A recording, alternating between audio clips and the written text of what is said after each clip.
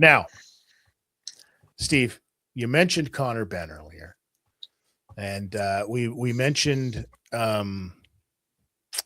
guys that need to have a certain look and a certain attitude. And over this past weekend, we saw a guy who is exuding in a lot of attitude. We had Ben Whittaker, on top of the card for his fight, who did very well. Dispatched of his opponent in, the first round. He did what he was supposed to do. And what, if you didn't think he was going to do, you're mistaken. Here's the thing at this point, Steve, because you live over there in the village, in Scouserville. Is that not what it's called? Scouserville? Well, let me just say we beat Everton today 2-1 in the 100th minute.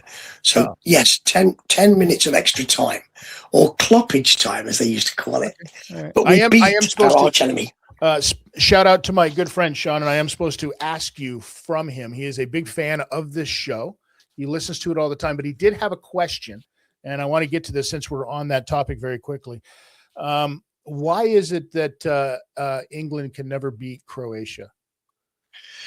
Croatia are a very well marshaled but surprisingly skillful team, and it's difficult to break them down. Sometimes the English fancy Dans have a problem doing that, but now we have a German coach. There'll be no problem with that at all. That's what I think, Dan. I think that's bullshit. I think the correct answer is, hey, I don't give a shit. Croatia, let's say, because I don't know, they blah blah blah, and my team is blah blah blah, and we blah blah blah. Do you not know how to engage in a little bit of online warfare here, Steve? Jesus Christ, man. No. Anyways, I still say that you're both weird, and soccer's not a sport. But what is a sport is boxing and punching people in the face, which is what I'm sure you two would like to do to me right now for saying those things. But let's talk about silliness in England. Why is it, if you know that there's a guy on the top of the card, like Ben Whittaker, and you know the guy that he's fighting, and you're like, oh yeah, you got to believe that everybody in the crowd was like, he's going to knock him out in the first round. There's no way this is going the distance. Why are you paying for that ticket then? Why are you paying for that ticket? It's a waste of time, if you ask me. Sit around and wait for this guy to fight for 2 minutes. Yeah, I mean, it's because they tried to sneak him in, didn't they? People like us were saying, why is Eddie Hearn, after saying I took your shiniest bauble, Ben Shalom, from the Boxer stable, why is he sitting on him? Why isn't he giving him something to do? It's almost as if Eddie Hearn went, oh, all right then. Let's give him 3 fights this year. And the first one will be against somebody who Frank Smith from Matchroom said, you won't be excited by this. Now, it was going to be just under the main event. And that was, that was a David Morrell fight. But that was off because of an injury. So they had to make it the main event. They have only cancelled, as Frank Smith said, 2 fights in their storied career. So they thought they'd carry on. It's not good. It's not a good look. But these things happen sometimes. There was no way that he was going to, even though he said, oh, he's a tough fighter, Brian Suarez. There's 2 A's in there. Brian Suarez. That's called CTE. Like his mother had CTE when she wrote his name down. Or got the chair got kicked and moved over. Something happened. Nobody does that. Nobody consciously does that and says, "Oh, I'm going to mess with this." Actually, I say that out loud, Steve. But then you think back to that first asshole that named Aaron. All right, 2 A's, really? What? So you get at the front of the phone book, jerk? That's it. You get everything first. Free milk at school, because we used to have free milk at school, because that's how civilized we are in this country. Now. We didn't get free cucumber sandwiches. From the cow, but I mean, you did have free milk, sure. It's fine. You just get working on the teats, which is not the first time I've said that today. Now, I think that for Ben Whittaker, he's really trying to sort this narrative out. Tough fighter. That was a fantastic punch. Right. He set up that looping right hand with a body shot, and that's fine. But that punch came from another part of the country. I mean, I could have seen that fucking thing coming, and Suarez didn't. Brian didn't, and he fell, hit his head, and couldn't get up.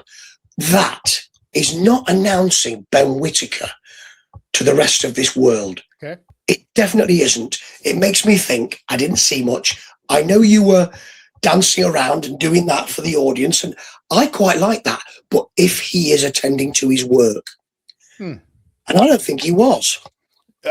Well, I think that it definitely speaks to exactly what they said, that you weren't going to be excited about this fight, and no, nobody really was.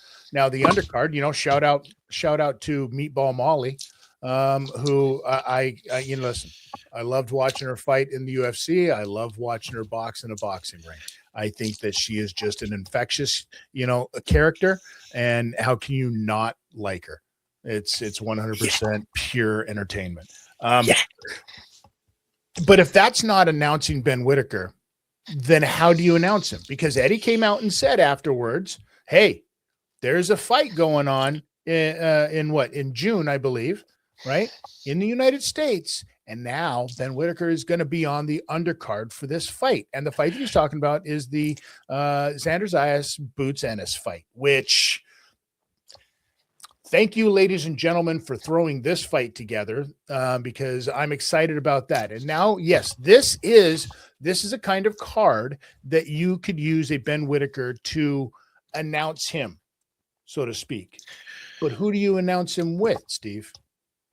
This is the problem, because I don't think that even Matchroom, and I certainly don't think, I was on here a few months ago saying he is the real deal. He's got those, he's got that agitational stuff. He takes the piss in the ring. He's got silky skills. And then we had the Liam Cameron fight. And although he dispatched Liam Cameron after that, we haven't heard much since then. And he's had a long layoff. The fight with Brian and Suarez was not the kind of fight to test him. So, okay, you can say, yeah, knocked him out in the first round. Fantastic. But I don't see many people saying that. So you need to protect him. So Frank Smith might be saying, this is not going to be a fight with an opponent that anyone's excited about on this card either. So I don't know. He's not a spring chicken, tell you that. So, you need to get him up there quickly. But I think they're a bit concerned he might be a bit brittle. Here's my take on it. I think you're bang on with all of those things. And so for that reason, that I think you're going to see him probably fight a guy who's in his 30s already. I'm thinking maybe a guy who's already tested the waters in the United States. I'm thinking a guy who, as far as the rankings go, is pretty similar in the rankings. I'm thinking a guy whose initials are Joshua Buatsi. I'm thinking that that's the fight that you make if you want to announce him, because, and then, are you ready for this one, Steve? Then, because Eddie said, and then you bring him back for some bigger fight in the UK. This is what he said in his statement. So then who's that fight against? I'll tell you who that fight is against if you want my money. The man who just beat Ezra Taylor, Willie Hutchinson. I think you give that fight right there in England, Willie Hutchinson and Ben Whittaker. That right there is the coming of Ben Whittaker, if there's going to be one, because if there's not, Willie's the guy to put it down and end it right there. I think it's perfect narrative, because leading up to that point, Willie's whole thing has been like, oh, I like this guy. He probably doesn't like me, blah, blah, blah. I think you build something fantastic there. And both of those guys are Queensbury guys. Yes. Everybody makes Bunsen burner, a nice little earner. That is money, that fight. And the thing is, boxing is a very, it doesn't protect you very well if your time is up. So it's like Don King, only in America, apparently, allegedly, there's pictorial evidence of it, stepping over Foreman to just the prone body of Foreman to get to Muhammad Ali. That's sort of, Ben, you didn't get it done. See you on the skids, mate. Willie, let's talk. That's what you get because it's ready-made. So yeah, it's like somebody's O has got to go, or somebody's career is in the dumpster. So they could say that somebody's career is in the dumpster. Could do that. And listening to Willie Hutchinson sit there and talk about how stupid Ben Whittaker sounds with his D and Stroy. And what do they do? Oh, that was the corniest, cringiest stuff I think I've seen in quite some time. I don't know if he came up with that on his own. But if you did, that you need to put on a pot of coffee and hire up your best writers. And that one needs a rework, brother.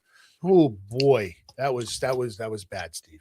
Yeah, I mean, I'll offer my services fairly cheap for it, and I can do all that. I'm familiar with British comedy. You guys understand puns and comedy and all of that stuff, right? Yeah. Yeah. I mean, maybe I love British comedy. Maybe this guy watched Fackham Hall.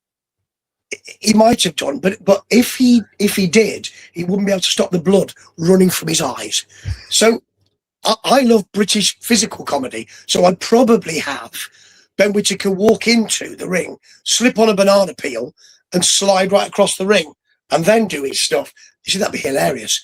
Can I just say that I know he's like heavy, isn't he, Ben? So I think that it could be Joshua Buatsi, but I think that a slimmed down Shannon Briggs would do that.